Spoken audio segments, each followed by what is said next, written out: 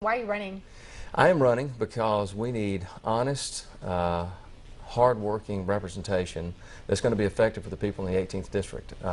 This is an important spot. It's an important seat. If you know anything about politics, and I know that you do, you follow it closely, we've got to have good representation in the House, which we do. We've got good reps in the House, and we need a good person in the Senate that's going to make sure that we can, that Senate District 18 is going to be effectively represented.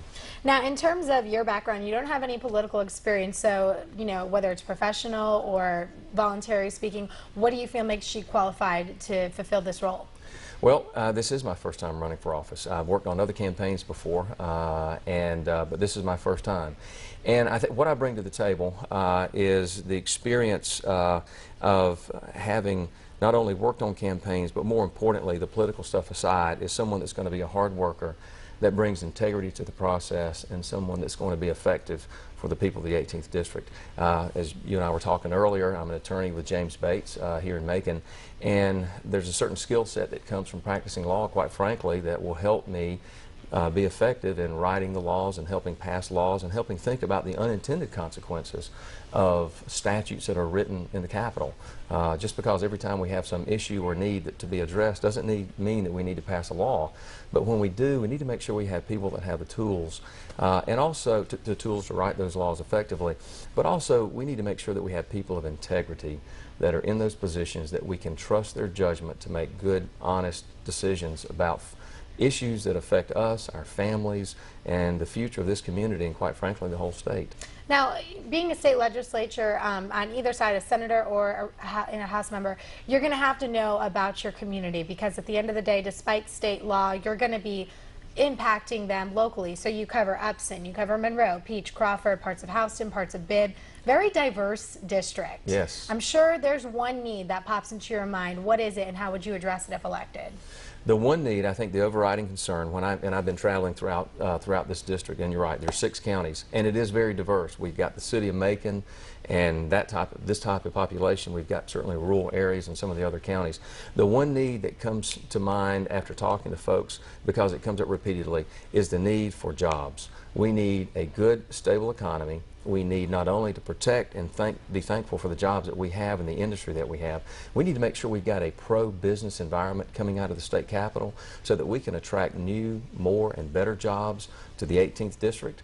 We've come out of a pretty serious, very serious economic situation and crisis for the last 6 years, and we've made the turn, and things are on a better track. And it's no happenstance or by luck that Georgia is the #1 state in the union to do business. That was the hard work and forethought and the very thoughtful approach that our governor and our legislature took to get us there. But we've got to maintain that, and we've got to make sure that people remember that we've got areas in the 18th District that folks are still having difficulty with employment. And so that is going to be one of my main concerns and areas to address while in the Capitol and serving, is to make sure that we get every opportunity that we can bring to every county in this district from Atlanta or whatever source it can come from. And I'm going to quote you for a second. You talked on your website about, quote, eliminating burdensome regulations and taxes to foster job growth for farmers and agribusinesses. So specifically, what burdensome regulations and taxes are on that business right now, and how would you kind of work to eliminate them? Good question. Farming is important. Agriculture is the #1 business in the state of Georgia. I grew up in a small town of Adrian, Georgia, just about an hour and a half, or about an hour down the road, down I-16. And it was a farming community, so most of the folks that I grew up with were farmers. And I understand the struggles and the needs of farmers, and I also understand that regulation is really for small businesses, and certainly larger businesses too. Regulation is the biggest problem that business people face in trying to start a new business or maintain the business that they have.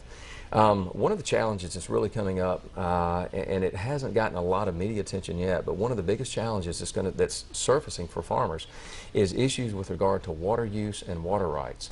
There are some efforts actually at the federal level to put even greater restrictions on the waterways that we have, not just here in Georgia, but throughout the United States. And if those efforts are allowed to succeed, then everything from a 1-acre fish pond to a small creek to the water that farmers need access to for irrigation is going to be under tight scrutiny, control, and the heavy weight of regulations from the EPA that typically filters down to the EPD on a state level. And that's one of the things I'm concerned about. How can you work to prevent those regulations from coming down on Georgia? What could you specifically do as a member of the Senate? Two things is, number one, make sure that any new regulations that are offered are vetted, discussed, and scrutinized very heavily. And what I intend to do is, and one of the things I talk about is, I will be accessible to the people of the 18th District, but I need access to them so that I can communicate on agribusiness issues, that I can reach out to the farmers and say, here's a bill that's being proposed in Atlanta. Tell me what this actually is going to do for you, boots on the ground at the farm. And let's figure out if this is something that's necessary or not, because if the regulation isn't absolutely necessary, it's something we ought to look for an alternative measure for. So the first thing is to make sure that we don't have new regulations just because somebody thinks them up. And secondly, we need to scrutinize the regulations that are on the books. And then thirdly, one of the problems sometimes is, and this is at the federal and the state level, is how those environmental regulations are enforced. It sometimes can be a sledgehammer and can be used in a way that is very harmful and unfair to businesses that are struggling to try to do what they do for farmers to grow the food that we need and to create the jobs that they're creating. So we need to make sure that regulations that are there, that serve a legitimate purpose, that they're in place, but they're not imposed in a way that is a hammer or a boot on the throat, if you will, of farmers and other business people. Going on to now healthcare, that's another big topic that, you know, especially in some of the rural counties you represent, it's an issue. All across the state now, the Republicans and Governor Deal did not support the expansion of Medicaid.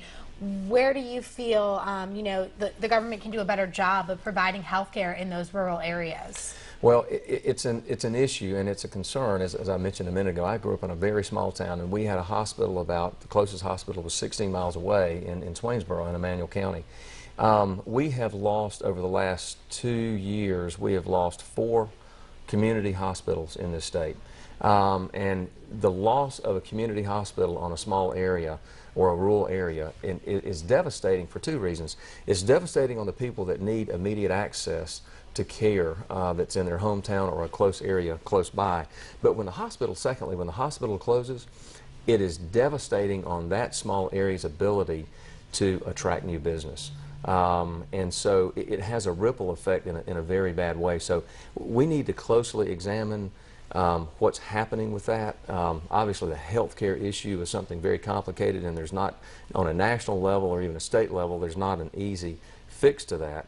But we need to do what we can to support the rural health care initiatives that are there, support the local hospitals, because it's not just a health care issue for the people that live there, it's a larger issue for the community's ability to attract business, thrive, and quite frankly survive. So does that mean you're not in favor of cutting back on services in those rural health care facilities? Would not be in favor of doing that. Obviously, we've got to look at each hospital or each area, but I think we've got to do what we can from a state level to support those hospitals and make sure that they're there for the smaller communities. In terms of expanding health care to those areas, what are some of your ideas? Do you have any specific ideas for bringing more health care to those areas in need? Well, fortunately, we've got a great medical center here in Macon, and as you probably are aware of the network that it has created for a number of hospitals around, and that is a great model that the CEO, Dr. Saunders, here in Macon has put into place.